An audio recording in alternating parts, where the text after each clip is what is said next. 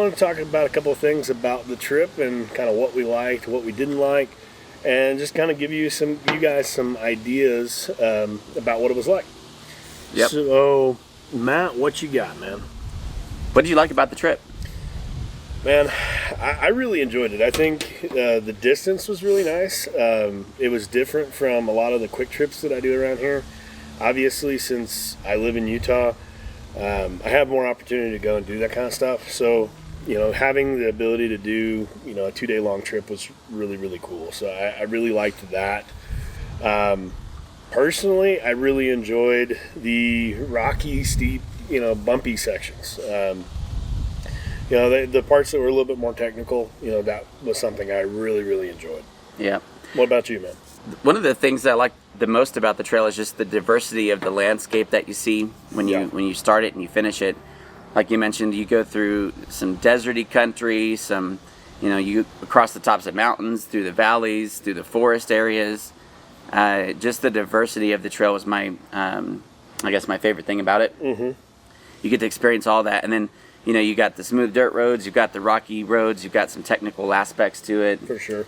Then you've got some, really, really slow paced trail. Then you've got some fast paced trail. So it really just kind of, it always keeps your attention. You never really get bored on it at all. I think the sections that I prefer, though, are probably through the pine trees and the forest. Yeah. That is just something that I've always been drawn to. That was nice. Right. Let's talk about what we didn't like. So for me, it was probably the dust. The dust got everywhere. Yeah, it did. We'll probably toss some pictures up there, I guess, of what we're talking about. But yeah, there was really no way to eliminate the dust. The other thing I probably did not like was the heat. I think doing it at the time of the year that we did it, which we were having abnormal hot weather right now this time of year. Normally we're not this hot, but when we went through it, it was 100 degrees. So I would say anybody planning this trip, if it's going to be 100 degrees or 95 or something like that, probably not the best time to do it, because we could have probably spent a lot more time in the desert regions that were really, really cool and really, really scenic. We probably would have spent more time there kind of exploring or taking pictures and stuff like that. But it was just so hot, it was almost impossible. Yeah. So that would be another thing I didn't like, is just the heat. Doing it in a cooler time of year, or watching the weather a little bit closer and maybe getting to plan it, around a different time, which we didn't have the opportunity to do just because you're coming 15 hours up here and from Texas. So, we had a very set period of time we had to do it. But if you have the ability, I think that would be, something to watch for, just because the heat was unbearable at times. So really, I think those were the two things that I did not like, just were the heat and the dust. Yeah, I agree. I think another good tip is, this is kind of common sense, but you may not think about it if you just plan on doing this trip in a couple of days and then heading back home, is just to make sure you're bringing some sunscreen. There's a lot of places that we stopped down the trail for lunch or whatnot that didn't have a lot of shade. Mm-hmm. So that's something to think about. I agree, though. Like, the things that I didn't like about it were really the exact same things: the dust and the heat, and that's really about it. Yeah, I think if you did it in early spring, the trail usually opens early May. So if you did it right when it opened, that would be phenomenal. If we had normal weather right now, early June probably wouldn't be a bad time. I would stay away from it in August and maybe even early September, just because of how hot it's going to be. But if you did it in the fall, I think a lot of the areas that we went through, especially the early Colorado sections, the color season would be amazing. So I would think fall would be nice. Plus, fall will probably have a low water crossing. We had a really low water crossing when we went through it. Typically, it's not that low, and we'll probably throw some comparison pictures up, showing what it normally is, based on some pictures we found on the internet versus what it was when we went through. But if you do it in fall, the water crossing is going to be lower. If you do it early, right as soon as the trail opens, that runoff water is going to be higher. So, that's something to consider as well, depending on the vehicle you're in. Yep. All right, well, let's talk about our favorite sections of the trail. So if you were to pick just one place that really stands out in your mind that you really liked out of that whole 160-mile section, what do you think it would be? Honestly, it would probably be the last section of Colorado that we were in, right before we hit the state line. So, we got to a certain section where it was off camber, it was steep, it was really narrow, and I radioed over to Matt. I was like, hey, this is going to be really, really narrow, and it's kind of a sketchy section. He asked me if we were going to use the drone. And my response to him was, no, it's really more of a sphincter exercise because it just got so narrow for 2 full-size rigs. It did. It wasn't anything that was dangerous. It wasn't anything super hard, but it was probably uncomfortable. But I liked that. It was, that section and all the rocky sections and steep sections coming up where we did a lot of elevation change in a really short period of time. That was probably my favorite part of the trip. Yeah. One thing I learned about you, Will, is you do love the technical stuff. Yeah. You like the challenge of it. And I'm kind of polar opposite. I like doing that stuff, but I like the relaxing part of it probably the best. So my favorite part of it was just the scenic views. Now it's really hard to pick just one because there was a lot when you're up high looking down to the valleys or canyons. But I think my favorite part was the part that relaxed me the most, and that was driving through Buckeye Reservoir. Just the open meadows, the roads are nice and smooth, so it was a nice break after the rough roads. Well, and I think the fact that we went through what we went through in the section right before Buckeye Reservoir probably helped with that too, because I'd agree with that. I mean, it was enjoyable. It was nice and relaxing because of what we had just hit. Yeah. Because it was very bumpy and rocky going through right up to Buckeye Reservoir. So yeah, I can definitely see why that would be a good section. Yeah, just that I remember that scene. We'll have to play it for you guys. But there's this scene where you're driving down the road and there's this really nice open meadow, and of course this time of year everything's beautiful and green, and then you start coming across or coming up to the pine tree line, and in the background you can see the La Salle Mountains and all the wildflowers that are out there, the wild lilies and everything. Just the colors. Really, that was my favorite part. Real vibrant. Yeah, very vibrant. All right, so would you do it again? Absolutely. I really want to go back in the fall because I think that first Colorado section with all the aspen trees and things like that, I think in the color season that would be amazing. Kind of be nice to have a little bit cooler weather as well. And I would just like to see, the difference, because up here in this area of the country, color season is very different. You get a lot of different views and kind of different iterations of the same scenery. So, yeah, absolutely, I would do it again. I think that would be a really fun trip. Well, let's talk about the trucks. Okay. They're both full size. They both have, they're both 4-door, and you don't really, I guess, see a lot of those full size trucks out there. Mm-hmm. You've got a Toyota Tundra, really nice. I've got the Chevy Z71. It's a 2016. Mm-hmm. I've got that real big heavy bumper on the front end of it. Right. So let's talk about our trucks and how do they perform. So how do you think your Tundra did? My Tundra was phenomenal.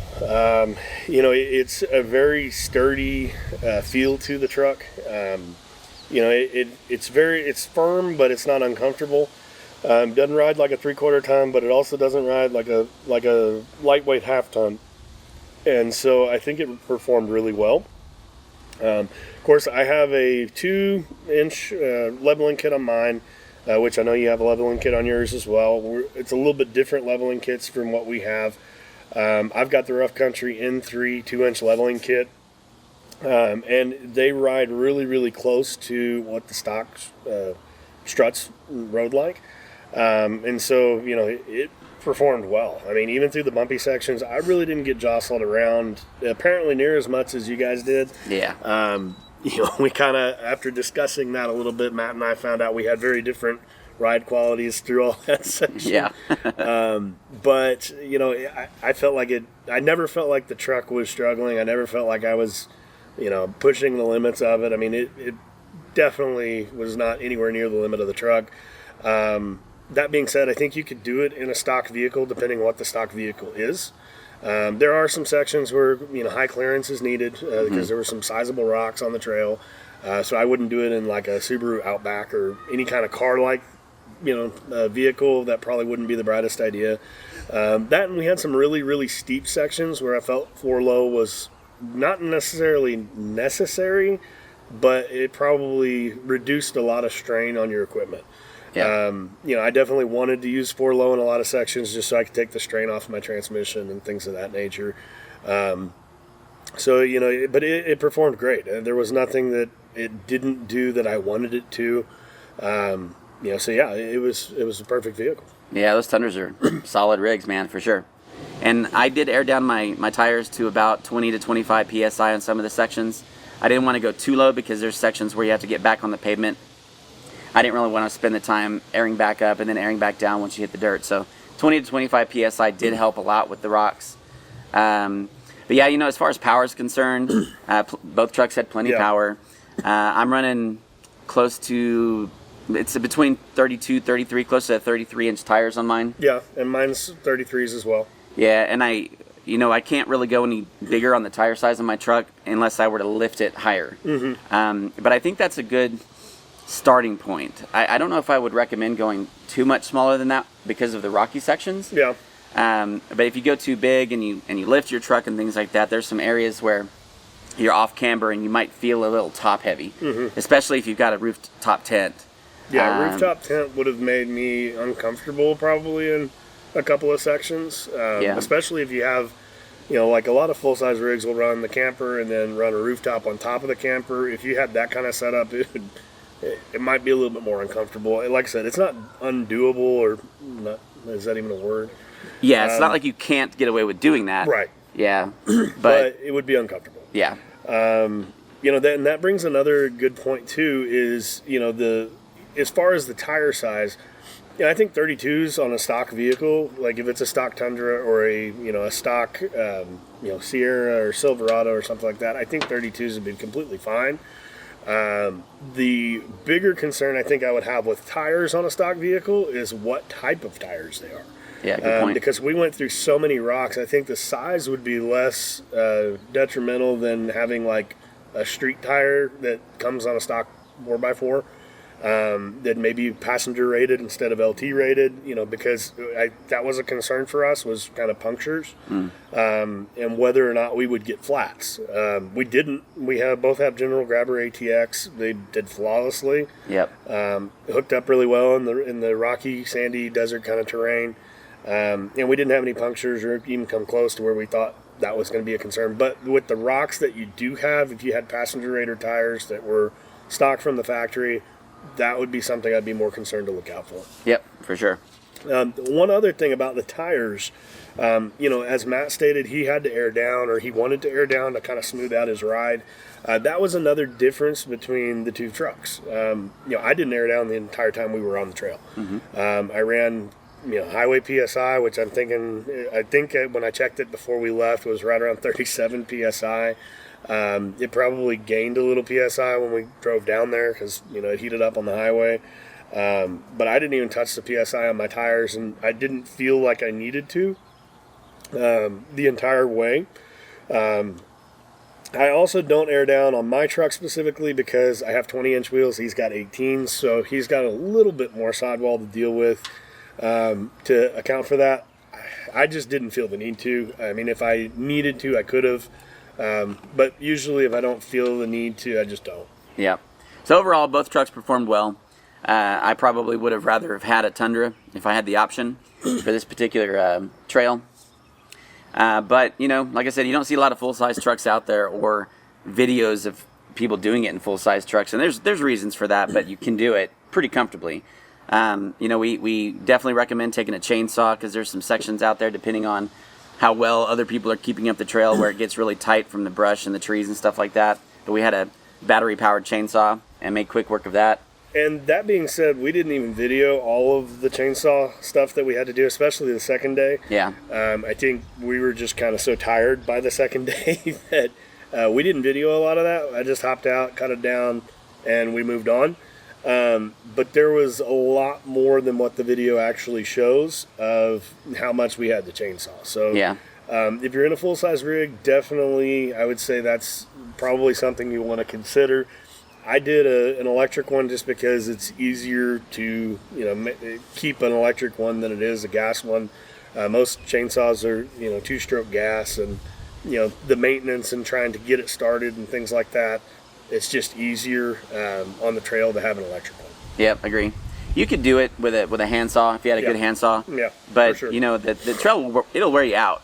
So when you're trying to cut trees down out of your way, if they happen to fall across your path or something like that, it's just extra physical labor that will wear you out even more. I would definitely say something to clear brush with, though. Yeah. Yeah, it would be a necessity for a full size. Yeah, if you're going through the trail with a Tacoma or a Jeep or something smaller like that, you probably have less issue with it.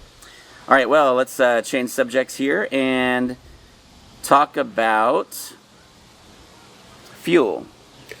Yeah, so fuel, I think that's a concern when you're hitting an off-road trail, especially if you haven't done much overlanding or off-roading before. Especially a long distance or something like that. I think that's a concern for most people. It was for me. If you notice, we didn't have any gas cans or jerry cans or roto packs or anything like that, and we didn't need it. With a full-size rig, that's the benefit that you have, is the size of your fuel tank. My tank on my Tundra is 38 gallons, so there was no possible way I was going to need an additional fuel can. I believe yours is 26 gallons? 26, yeah, and I tanked up in Montrose, Colorado, and by the time I was done, I was at half a tank. I only burned half a tank in that 160 miles. And we did top Matt off in Nucala, Colorado. Yep, that is true. Just as a precaution. It turned out we wouldn't have even come close to needing to, but we just knew that his tank was smaller, so if somebody was going to need extra fuel, it would have been Matt. One thing to note about Nucala, Colorado, and things that I've read in our research for this trip, is it does not always have fuel. And when we got there, we realized why. Because it's not like a traditional, holiday gas station or 7-Eleven or something like that. It's like literally a farm and agricultural supply store, I think, where you get gas. So they don't always have it there. So it's definitely not a stop that I would rely on for fuel. So if you have like a Jeep or something with a 12 or 15 gallon fuel tank, then you may want to consider extra fuel. If you're getting 12, 13 miles to the gallon and you've only got a 15 gallon tank, you're going to be cutting it really close. So something like that, 4Runners, Jeeps, something with that smaller fuel tank, definitely I would say, consider bringing extra fuel. But if you're running a full size with, a 26 gallon tank, 38 gallon tank, something like that, or if you have an auxiliary tank, some Jeeps, they have the additional auxiliary setups, you'll be perfectly fine in that situation. Okay, so let's kind of talk about the future a little bit, and the future of FatMat Adventures and FatMat Adventures Northwest. Yeah, so, Matt and I have known each other for quite a while. He was actually the best man at my wedding. We've been friends through dirt biking and a lot of different adventures. I wouldn't go that far. Right. Just kidding. But we've had a lot of adventures, even before the YouTube channel and things of that nature, when we both lived down in San Antonio. And so, the FatMat Northwest, the logo and the patch, that kind of started as a joke. Because, what was it, 3 years ago, 2.5 years ago, we actually planned this trip. And the first time we had planned this trip was when you did the Fenton State Park video, I believe. Yep. Which we'll kind of throw that up there, I believe. But that's when his axle broke when he was trying to get here. Yeah. And so I was actually on my way already to Moab, or through Moab to get to, I think we were going to meet in Dolores. Dolores, Colorado, yep. We were going to meet up in Dolores and camp that night, and I was already to Moab, Utah, when he called me and was kind of like giving me the breakdown, and I was like, okay, do I keep going? Do I turn around? So I ended up having to turn around. He had the fiasco with his axle, and that's when this trip actually had originally was supposed to be done. 3 years ago. We actually had a couple of other mishaps as well. I mean, life happened. We planned it again, and my family had some health issues. We tried to reschedule it again. COVID happened. So, everything got in the way of this trip of finally occurring. This time, luckily, nothing happened, and we were able to have a successful trip. But when we had originally planned that, FatMat Northwest, I thought it was kind of funny. I thought it would be a nice little joke. So I had a patch made up. and I have some patches in my truck, and threw that up there. And then we kind of started talking about it, and we thought, well, I can do I can do videos that he can't do in his area. I don't necessarily have editing or any of the video talent that Matt has. And so we kind of talked about it, and we're going to collaborate a little bit to get some additional videos and additional content, maybe from a different perspective. And we're going to just kind of brand that as a branch of FatMat Adventures, and it's going to be FatMat Northwest. And so, I'll do those as I can when I go out exploring and things like that. So it'll be a little bit different perspective, but it'll give a little bit of a added variety of content for Matt's channel, which we both thought would be kind of cool. So yeah, you guys know my videos are normally like family camping with my son. Will's going to throw a nice little angle in there that we don't have on our channel quite yet when it comes to gear reviews, how-to videos, camping hacks, 4-wheel drive stuff, that kind of content will be a good added, section to, I think, the original channel. I think a lot of people look for that kind of stuff, and I just don't do that kind of content. So I'm really excited to get Will, involved on the channel and get you guys some content that I don't normally produce there in Texas. Some better epic views because of the mountains and the deserts and things like that. So I'm excited about that. For sure. And I am not the drone master that Matt is, so I don't know how many drone shots we're going to be able to get in. We're going to try to do it, and I'm going to see if I can become a competent drone pilot, and we'll find out how that works. Yeah. I may have to get the ones that fly by themselves, but we'll kind of see how that goes. And this will be kind of a learning experience, I think, for both of us to see how it works out. And we're excited about kind of seeing where that goes. Yeah, and you guys make sure to put in the comments down below if you think Will should get a drone. I think so, totally, because it gives you that new perspective of footage that you can't really get when you're just eye level with the camera, especially out here with such epic landscapes. I really think that he should get a drone. So you guys make sure and comment down below if you think he should too. Let's talk about ideas where we should go next. Yeah, so, we kind of kicked around White Rim, doing White Rim in Moab, Utah, or near Moab, Utah next year. I think that would be another epic adventure. Yeah, it would. And it would be an awesome place to do it. We'd have to do it in cooler weather, obviously. Yep. But, White Rim would be a really cool one. We also want you guys' opinions of where we should go next. Kind of all within the... staying within the Colorado, Utah, New Mexico realm. Yep. Of what multi-day trail would you say? 2-3 days, Yeah. something like that. But yeah, I think exploring some other parts of Colorado, like you said, Utah, New Mexico's got some neat landscape down there. So if you guys have any really good ideas about where you think we should go next, make sure and put those in the comment below too. One other thing I would say is, what do you feel like worked well on this trip as far as like when we talk about gear? Yeah. Because I know the one problem I ran into was when we were going through all the bumps, it didn't matter how I organized everything in the back of my truck. I was using a single cot, and then I had some crates and, the buckets and whatnot for other things. Every time we went over the bumps, it just went everywhere. There was no way to really secure it. So I think, another thing that you guys might think of, and if you guys have ideas for this, you can post them up, but ways to secure our gear better. Yeah. That might be a good content video right there too. Yeah. I'm going to try to come up with something, that can secure the gear and give us a sleeping platform. I do not want to go to a permanent drawer system. I know there's a lot of stuff out there about that. It's just too bulky. I want something temporary that I can remove after we're done, that's lightweight, and I don't want to have to store a drawer storage system or anything like that. So I think that's another thing that I'm going to be thinking about. And if you guys have ideas on, post them up on the comments and let us know as well. But, that was another kind of issue that we had to kind of contend with on the trip. All right, Will, so something else that's really important is your navigation system out there. Yes. There might be some real small sections here and there where you might get cell phone signal, but I would not rely on that. If you need cell phone signal, it'll be at the beginning of the trail and the end of the trail. Yeah. And pretty much everything in between, you have no signal. So what we used, I used a Samsung, I think Tab A, 10-inch tablet, and I have a Backcountry Explorer that I pay for an annual subscription on. I downloaded GPX tracks from trailsoffroad.com. You have to be a member there to download the tracks, so it's something that you probably, if you do it a lot, it's worth it.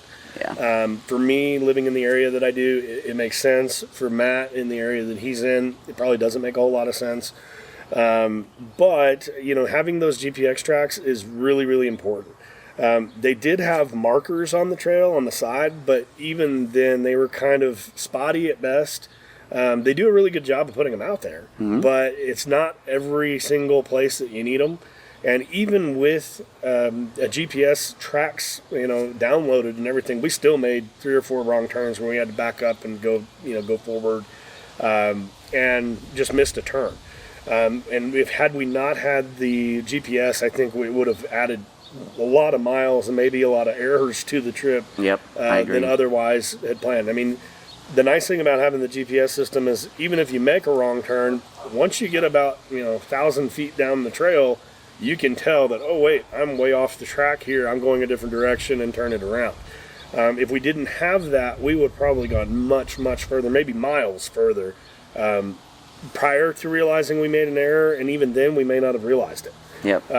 And so I think that was, having that GPS system, whatever the system is that you use, whether it be Gaia GPS or Backcountry Explorer or what other app, other GPS off-road app that you like, making sure you have that, making sure you have GPX tracks downloaded, and making sure that you take the time to download the maps in an offline version, because if you don't go download the map first before you get away from your internet source or whatever, once you get out there you won't have any maps.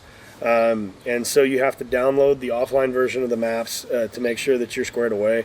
One thing that I also did was as a backup, just because I wanted to be prepared in case something happened.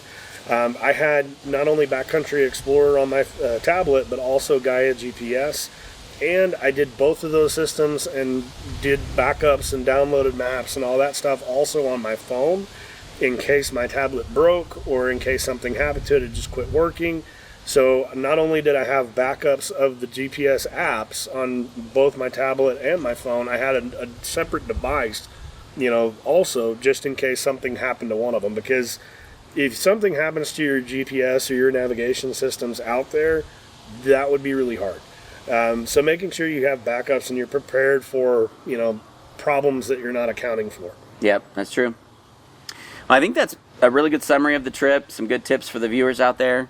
So I think we'll call it a day. We appreciate you guys coming along on the trip with us. We really hope you enjoyed the footage and learned something. And we recommend the trail for sure. Absolutely. Yeah, just take our advice and do your research. Make sure you're going out there when the weather's nice and you're well prepared. First aid kits, all of that sort of things that we didn't talk about. Basic tools, in case you break down. The common sense stuff. But yeah, man, I'm looking forward to FatMat Adventures Northwest Division. But yeah, thanks so much for coming along this adventure with us. We really appreciate it. If you enjoyed the video, we appreciate you hitting that like button. If you want to see more content like this, make sure you hit subscribe and that notification bell, so that way you'll be notified every time there's a new video up. And leave some comments. I love hearing from you guys, getting your ideas, your advice. Constructive criticism on the videos is fine. Love that kind of stuff. But for now, we're going to be signing off.